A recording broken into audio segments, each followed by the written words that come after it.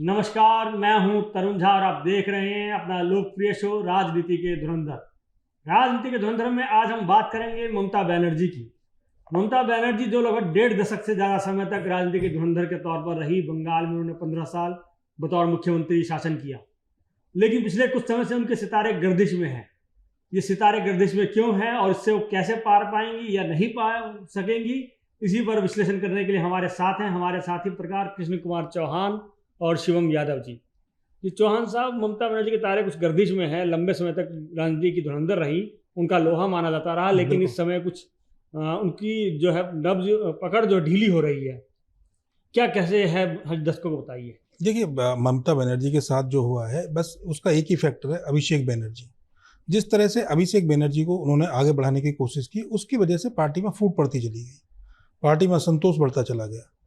अब इतनी देर हो चुकी थी कि ममता बनर्जी चुनाव के टाइम पर उन चीज़ों को सही नहीं कर पा रही थी। चुनाव में जो हार मिली उसके बाद पार्टी, आपने देखा, पार्टी टूट गई। कुछ विधायक अपने अलग चले गए और उन्होंने अपना नेता 60 विधायकों ने अलग दल बना लिया और नेता प्रतिपक्ष पर दावा कर दिया है। ऋतव्रत बनर्जी अब वो अपना दावा कर दिया और उनको चुन लिया उसको एक तरह से। अब ममता बनर्जी को अब ये चीजें समझ में आ रही हैं। अब उन्होंने पार्टी की ओवरहॉलिंग करनी शुरू। उससे पहले मैं चाहूंगा, वहाँ सांसदों में भी फूट पड़ने की खबर है। खबर आ रही है कि केंद्र सरकार जो है, मोदी सरकार फिर से परिसीमन बिल लाएगी। तो और जो सांसद वहां से टूट रहे हैं और जो डीएमके से उन्हें समर्थन मिलेगा, उसके समर्थन से वो 2/3 का आंकड़ा पार करेगी। तो उसके लिए 20 सांसदों के संपर्क में है बीजेपी। इस तरह जो सूत्रों से खबर आ रही है कि 20 सांसद ऐसे हैं जो बीजेपी के साथ जा सकते हैं। तो बीजेपी को उससे फायदा ही होगा। बीजेपी को जो परिसीमन बिल लेकर आ रही है तो उसका बिल पास हो जाना है। तो इस तरह की चीज़ें अभी बंगाल में चल रही है। और ममता बनर्जी को एक तरह से झटका, एक खबर और आई थी इसी सांसदों से जुड़ी हुई कि ममता बनर्जी अब केंद्र की राजनीति करना चाहती हैं। उसको लेकर ये खबर आई थी, लेकिन उसका बाद में खंडन कर दिया गया कि जो एक सीट है उस पर जो यूसुफ पठान, जो यूसुफ पठान वहाँ से सांसद हैं, कि उनसे कहा गया, सौरभ गांगुली के जरिए कहा गया कि जी आप सीट छोड़ दीजिए, ममता बनर्जी यहाँ से चुनाव लड़ेंगी और चुनाव लड़ने के बाद वो संसद जाएंगी। लेकिन बाद में उस चीज़ का खंडन कर दिया गया। ऐसी कोई खबर नहीं थी। यूसुफ पठान ने भी कह दिया और सौरभ गांगुली ने कह दिया। लेकिन इस तरह की चीज़ें भी हो सकती हैं कि ममता बनर्जी अब करेंगी क्या। ना तो विधायक है, ना वो सांसद है। तो इस तरह के ह्यूमर भी चलते रहेंगे कि ममता बनर्जी के साथ आखिर क्या होना है। जी तो जो चौहान जी ने कहा, ममता बनर्जी करेंगे क्या, आपको क्या लगता है उनका क्या नेक्स्ट मूव होगा? देखिए, पहली बात तो मैं उस पर थोड़ा सा बोलना चाहूँगा, जो पकड़ ढीली वाली बात है। पकड़ ढीली बहुत पहले हो चुकी थी ममता बनर्जी की, जब अभिषेक बनर्जी एक तरीके से वहाँ पर रॉकी भाई बन के घूम रहे थे। तो वहाँ से ही असंतोष भी था पार्टी के कार्यकर्ताओं में, पार्टी के विधायकों में, पार्टी के शीर्ष नेताओं में, और वो असंतोष बढ़ता रहा और इसी वजह से करारी हार और उन्हें शिकस्त झेलनी पड़ी। अब सर ने जो बहरामपुर सीट का जिक्र किया, आप ऐसे समझ लीजिए झा जी कि बहरामपुर सीट से 1999 से लगातार एमपी रहे अधीर रंजन चौधरी, और एक बहुत बड़ा मुस्लिम समुदाय का वोट उनको मिलता था। उस सीट पे अचानक गुजरात के बड़ौदा के एक व्यक्ति को, जो पूर्व में क्रिकेटर रहा है, उसको चुनाव के लिए खड़ा कर दिया जाता है और वो सीट निकल जाती है। तो उन्होंने ये नहीं देखा कि किसने उनका भला किया, उन्होंने कहीं ना कहीं मजहब को इसके ऊपर रखा वहाँ के लोकल लोगों ने। तो ममता बनर्जी को कोई ऐसी सिक्योर सीट चाहिए थी जहाँ से वो जीत सके, क्योंकि सेंट्रल की राजनीति में आना है, जीत सके। तो सूत्रों के अनुसार पता चला कि खबर भिजवाई गई कि आप एक काम करिए, आपको हमने उठा के सांसद बनाया है, स्वाति मालीवाल की तरह, आप इस्तीफा दे दीजिए। वो मुकर गए कि नहीं, हम नहीं। बाद में तो खंडन कर ही दिया जाता है कि नहीं नहीं नहीं, हम खंडन कर रहे हैं कि ऐसा हमने बात नहीं बोली थी। तो सूत्रों के मुताबिक ये पता चला कि उन्होंने, यूसुफ पठान ने कहा कि भैया ऐसा है, हम इस्तीफा नहीं देंगे, हमें इस्तीफा नहीं देना है, आपको जो करना है आप करिए, जो भी राजनीति करनी है। तो राजनीति ऐसी चीज है, हमेशा कोई भी नेता अपने भले की तरफ ज्यादा देखता है, पार्टी के भले के लिए कम देखता है।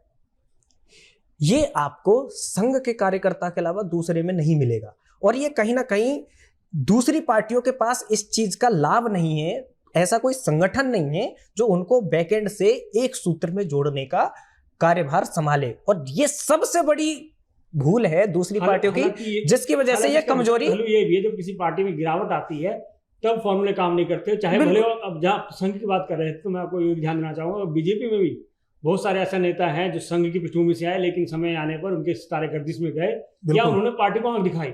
दिखानी पड़ती। सबसे बड़ा नाम कल्याण सिंह, नहीं, वो कल्याण अपनी सिंह संघ की पाठशाला से आते थे, लेकिन समय आने पर उन्होंने भी पार्टी को आंख दिखाई। आंख उसके दिखाई, अलावा लेकिन उसके शंकर सिंह बावजूद वाघेला संघ की पाठशाला से आए हुए हैं, उन्होंने आंख दिखाई पार्टी को। आंख दिखाना एक अलग बात है, पार्टी को तोड़ना, पार्टी से अलग जाना और उस कार्यशैली को बदलना एक अलग बात है। बाद में वो हाँ, संघ से अलग गए, हाँ, लेकिन कल्याण सिंह हमेशा फिर भी समर्थन उनका राष्ट्रवाद को ही रहा, और बाद में जब वो खत्म भी हुआ तब प्रधानमंत्री मोदी, योगी सब लोग आए उनके समर्थन का साथ। कोई ज्यादा महत्व नहीं, क्योंकि समर्थन राष्ट्रवाद को रहा तो समाजवाद की गोद में चले गए, समाजवाद की गोद में नहीं, समाजवादी पार्टी की गोद में चले गए। हाँ, वो तो इस समर्थन ऐसे बीजेपी ने विरोध का मायावती जी को भी बनाया है सीएम। इस समर्थन विरोध का कोई खास मतलब तो नहीं है, लेकिन ये बात जरूर है कि बीजेपी में कभी वर्टिकल डिवीजन जो है नहीं हुआ है, वर्टिकल या हॉरिजॉन्टल डिवीजन दोनों ही नहीं हुए। बिल्कुल। बीजेपी को नेता पार्टी छोड़कर गया, पार्टी को तोड़ नहीं पाया अभी तक, कभी नहीं तोड़ पाया। भाई कल्याण सिंह उस दौरान इतनी बड़े नेता थे कि उनका नाम प्रधानमंत्री पद के लिए भी चला गया। बिल्कुल। और बड़े पैमाने हाँ, पार्टी में टूट नहीं तो पार्टी में टूट तो कर नहीं पाए वो उन्होंने अलग हुए, खुद की पार्टी बनाई, फिर सपा में मतलब 2-3 तो गठबंधन किया, गठबंधन ही है, सारी चीजें हुई। वो हुई, लेकिन वो बिना बीजेपी के चल नहीं पाए। लास्ट टाइम पे फिर दोबारा उन्होंने लौट के बीजेपी में, ये एक प्लस पॉइंट है। हाँ, बीजेपी में आना पड़ा। जो भी नेता पार्टी को तोड़ कर गया तो पार्टी में बड़ी डेंट नहीं पहुंचा। तो मेरे कहने का मतलब वही था कि संगठन खुद कुछ नहीं बन पाया। खुद उमा भारती सबसे बड़ा उदाहरण है। उमा भारती जैसी मुख्यमंत्री, शंकर सिंह वाघेला ही सबसे बड़ा उदाहरण है, फायर नेता, और उमा भारती पार्टी छोड़कर चली गई। उसके बाद उमा भारती कहाँ थी? कुछ नहीं। और बाद में पार्टी में जब आई तो पार्टी ने उनका सहयोग भी किया। कहने का मतलब ये है कि संगठन को नहीं तोड़ पाते, और यही एक बहुत बड़ा अंतर है सभी पार्टियों में और बीजेपी में, कि जब आपकी पार्टी टूट रही है, पार्टी का डाउनफॉल शुरू हो रहा है, तो पार्टी को एकजुट होने के बजाय लोग अपना अपना रास्ता निकाल रहे हैं, और ये ममता बनर्जी की एक बहुत बड़ी गलती है। चौहान साहब, ममता बनर्जी जो ये डैमेज है, इसको कंट्रोल करने के लिए क्या कर सकती है, क्या उनका सभी रास्ते हैं? अब उन्होंने अपने रास्ते खोजना शुरू कर दिए हैं, और अभिषेक बनर्जी के जो पर अभी तक निकल आए थे जो ज्यादा, उनको कतरना शुरू कर दिया। ममता बनर्जी को चुनाव के बाद समझ में आ गया कि अभिषेक बनर्जी अकेले पार्टी नहीं चला पाएंगे, और अभिषेक बनर्जी को आगे बढ़ा के भी कोई फायदा नहीं होगा इतना, क्योंकि बाकी लोगों को भी, जो अब उनके जो पुराने लोग थे, जो चिरपरिचित लोग, उनको उन्होंने अब वेटेज देना शुरू कर दिया है। अब इसमें उन्होंने थोड़ा बदलाव किया अपने संगठन में। ये चंद्रिका भट्टाचार्य हैं, तो इनको पश्चिम बंगाल का टीएमसी का अध्यक्ष बना दिया है। डेरेक ओब्रायन, वहीं राष्ट्रीय महासचिव के लिए डेरेक ओब्रायन और डोला सेन, इन दोनों को ये अभिषेक बनर्जी के साथ काम करेंगे। मतलब एक जो पार्टी के अंदर सामंजस्य बिठाने की कोशिश की गई है कि भाई आप उन लोगों को भी, दूसरे लोगों को भी वेटेज देना शुरू कर दिया। राष्ट्रीय कार्यकारिणी में भी बदलाव कर दिया है।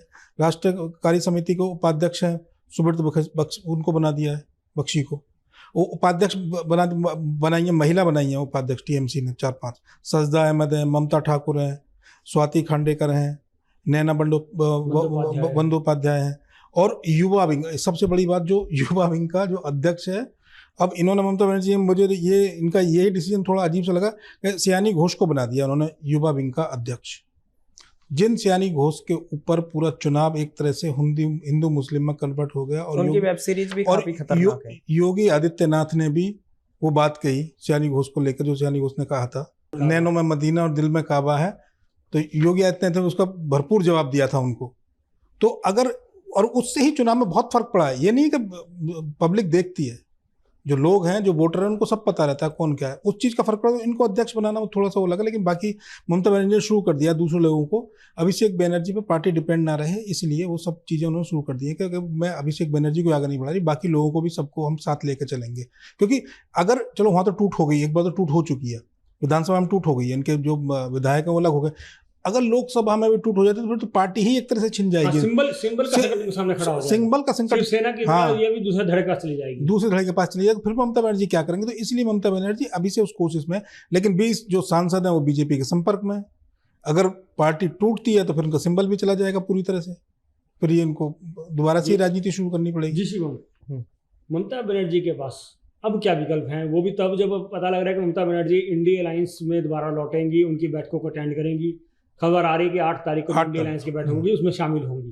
तो इस लिहाज से उनका क्या विकल्प है? देखिए, पहली बात तो यह है कि ये वो वाली स्थिति हो गई है, लौट के बुद्धू घर को आए, एक कहावत चलती है ना। हालांकि ये जो कहावत है वो ऐसे जो इतने काबिल नेता होते हैं, जो खुद की जमीन तलाश के सत्ता तक पहुंचते हैं, उनको ये कहावत नहीं होनी चाहिए, लेकिन स्थिति वही दिखाई दे रही है। ये ऐसी स्थिति बनने का सबसे बड़ा कारण क्या है कि आपने जैसे फॉर एग्जांपल मैं शिवसेना का उदाहरण लूं, आपने समय रहते संजय राउत की नीतियों को नहीं समझा, आपने समय रहते अभिषेक बनर्जी की नीतियों को नहीं समझा और पार्टी टूट की कगार पे पहुंच गई, तब जाके आप एक्शन ले रहे हो, तो अब बहुत देर हो चुकी है। आपको ये पहले ही समझना चाहिए था कि आपके कार्यकर्ता क्यों असंतुष्ट हैं, आपके लोग क्यों असंतुष्ट हैं। आपने उस चीज पे ध्यान नहीं दिया। कहीं ना कहीं ये सत्ता का नशा दिखाता है कि जब आप सत्ता में चूर होते हैं तो आप धमकियां भी दे रहे होते हैं, आप बहुत सारी चीजें वो कर रहे होते हैं जिनकी कोई जरूरत नहीं होती है, जिनको कहने का कोई मतलब ही नहीं था। और बाद में जैसे ही सत्ता जाती है तो आप इतनी बुरी तरह बिखरते हैं कि लोग आपका समर्थन तक करने को तैयार नहीं होते। तो जिस तरीके से टीएमसी के संजय राउत, अभिषेक बनर्जी ने कार्य किया और पार्टी विचारधारा से अलग कार्य किया, उन्होंने पुराने जो जिस तरीके से कम्युनिस्ट शासन करते थे उस तरीके के विचारधारा को थोपने की पार्टी पे कोशिश की। इसी विचारधारा के खिलाफ तो ममता बनर्जी लड़के इतनी ऊंची गद्दी तक पहुंची थी और आप वही सारे रूल रेगुलेशन, उसी तरह की तानाशाही फिर लेके आए पार्टी में। तो इसने कार्यकर्ताओं का, मंत्रियों का बहुत ज्यादा कोलिजन पैदा किया कि भाई हमें तो पार्टी में पूछा ही नहीं जाता है, एक विशेष व्यक्ति है, उसके चाहने वाले लोगों को ही पार्टी में आगे बढ़ाया जाता है। इससे इस तरीके की स्थिति पैदा हुई है और ये स्थिति अब बहुत भयानक है, बहुत मुश्किल में है ममता बनर्जी। यहाँ से मुझे नहीं लगता कि उनकी राह बिल्कुल भी आसान होने वाली है। चौहान साहब, ममता बनर्जी के पास बहुत कम शब्दों में बताइएगा अब आगे की क्या राह बचती है? देखिए, राह तो ममता बनर्जी सबसे पहले तो अपनी वो पार्टी को बचाएं। बिल्कुल, पार्टी को बचाना सबसे बड़ी राह है। अगर पार्टी बच गई, क्योंकि उसमें क्या है, देखो ममता बनर्जी के एक संघर्ष से पार्टी बनाई उन्होंने खुद, तो उसमें जो नेता हैं, इनके सांसद हैं, विधायक हैं, वो ममता बनर्जी को आज भी अपने नेता मानते हैं। बस चिढ़ है उन्हें अभिषेक बनर्जी से। अगर ममता तुझसे बैर नहीं, अभिषेक से खैर नहीं, अभिषेक यही नारा उनके दिमाग में हाँ, चल रहा है। उनके दिमाग में यही नारा एक चल रहा है कि अभिषेक बनर्जी पार्टी में अपना दखलंदाजी बंद करे। ममता बनर्जी को आज भी जो बागी विधायक है वो कह रहे हैं कि ममता बनर्जी हमारी नेता है, लेकिन अभिषेक बनर्जी को कुछ नहीं मान रहे। तो ममता बनर्जी ने अभी समझ में आ गया उनका अपना सबसे पहले विकल्प उनके पास है कि पार्टी बचाए, तभी उनकी राजनीति चल सकती है। अगर पार्टी नहीं बची, दूसरा सिंबल लेंगे, फिर दोबारा से राजनीति शुरू करेंगे, फिर तो बहुत देर हो जाएगी। इस बात के लिए समय नहीं है, समय नहीं है उनके पास। और महाराष्ट्र में आप देख ही चुके हैं जो शिवसेना के साथ हुआ है। अब कहाँ पार्टी बची है? वो दूसरी पार्टी जो ठाकरे साहब वाली पार्टी, वो कहाँ बची है? तो उसमें उद्धव ठाकरे क्या कर पा रहे हैं? उनकी इतनी ताकत नहीं है। अब वो जब आदमी की ताकत कम होती है तो उसका, देखिए ममता बनर्जी जब शक्ति थी ममता बनर्जी के पास, तब तक तो इंडिया अलायंस की बैठक में वो आती नहीं थी। अब कह रही है कि मैं आऊंगी, तो उनकी शक्ति ताकत कम हुई है ना, इसलिए उनके साथ तो वो वाली स्थिति हो गई है। इतनी भी नहीं मैं पैमाने में, जितनी कभी छोड़ दिया करते थे मैं खाने में। अरे वाह, एक चीज और मैं जोड़ दूं इसमें। रही बात इंडिया अलायंस की, इसी इंडिया अलायंस को ममता बनर्जी कुछ दिन पहले तक गालियां देती थी। इसी इंडिया अलायंस को बोलती थी कि हम ये लोग की पार्टी में नहीं जाएंगे, हम इनके साथ नहीं करेंगे। इवन कुछ दिनों पहले तक ममता बनर्जी प्रधानमंत्री बनने का सपना देखती थी। तो आप अब ऑब्वियसली जो इंडिया अलायंस के ऐसे कहे राहुल गांधी हो गए या अखिलेश यादव जी हो गए, जो कि दूसरी सबसे बड़ी पार्टी है, वो ये सोचेंगे ना कि भाई पीएम मुझे बनना चाहिए। तो कॉन्फ्लिक्ट ऑफ इंटरेस्ट इतना ज्यादा है कि वो लोग भी अच्छे तरीके से शायद इनको समर्थन ना दें। तो ये सबसे बड़ी प्रॉब्लम है और इसको डील करना ममता के लिए एक बड़ी चुनौती होगा। और दूसरी दिक्कत एक ये हो रही है कि जो ममता बनर्जी टीएमसी की पार्टी के नेता हैं, मेयर हैं, पार्षद हैं, उन पर हमले हो रहे हैं ज्यादा। वो कट मनी के चक्कर में हो रहे हैं। बिल्कुल। अब अभी एक नेता के ऊपर हमला हुआ है, हाँ, कट मनी लौटाओ, तो वो नेता कहाँ जाएंगे? वो बीजेपी में जाएंगे और कहीं जाएंगे। ममता बनर्जी उनकी रक्षा नहीं कर पा रही है। तो ये बहुत बड़ी विकट स्थिति होगी ममता बनर्जी करेंगे क्या? सबसे ममता बनर्जी अगर राजनीति में धुरंधर की तरह फिर से बने रहना चाहती हैं तो उन्हें पार्टी को मजबूत करना होगा, पार्टी को टूटने से बचाना होगा और मजबूत वापसी करनी होगी, तब वो राजनीति के धुरंधर कहला सकेंगी। वरना उनका दौर बीता हुआ है और उस पर वही दो लाइनें फिर से बैठती हैं। अब इतनी भी मैं नहीं, मैं खाने में, जितनी कभी हम छोड़ दिया करते थे पैमाने में। आज के लिए इतना ही। आगे फिर हमारा देखते रहिए कार्यक्रम राजनीति के धुरंधर। तब तक के लिए धन्यवाद।